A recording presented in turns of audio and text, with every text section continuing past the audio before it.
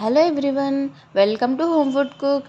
ఇది వచ్చేసి 3 kgs chicken curry అనమాట. మా పెద్దమ్మ చేసింది. ముందుగా ఇలా ఆనియన్స్ కట్ చేసుకొని ఫ్రై చేసుకోండి.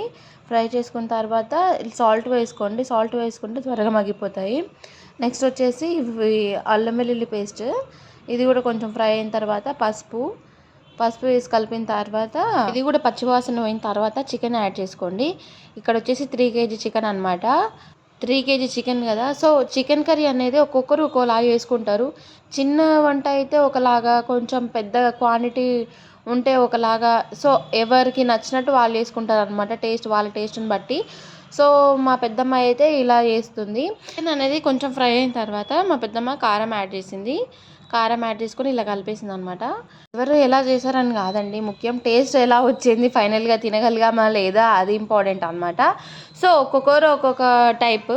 సో ఇది కొంచెం ఫ్రై అయిన తర్వాత ఇంకో ఇలా మూత పెట్టుకొని వాటర్ వేసేసింది అనమాట. కొంచెం కారం అనేది పచ్చివాసన పోయిన తర్వాత వాటర్ యాడ్ చేసింది. వాటర్ యాడ్ చేసుకున్న తర్వాత నెక్స్ట్ అనేది ఒక 10 minutes అట్లా, అంటే కొంచెం మగ్గేంత వరకు పెట్టేసింది. పెట్టిన తర్వాత కొబ్బరి పౌడర్ వేసింది first. Next garam masala add చేసింది అనమాట. యాడ్ చేసిన తర్వాత మొత్తం చివరిగా ఉడికిన తర్వాత కొత్తిమీర వేసేసింది. అంతేనండి, చికెన్ కర్రీ అయితే అయిపోయింది. నేను మొత్తం స్టవ్ నుంచి దించిన తర్వాత లాస్ట్ క్లిప్ అనేది చూపిస్తున్నాను మీకు. టేస్ట్ అయితే బాగా వచ్చింది. మీకు ఈ చికెన్ కర్రీ నచ్చిందని అనుకుంటున్నాను. నచ్చితే లైక్ చేయండి.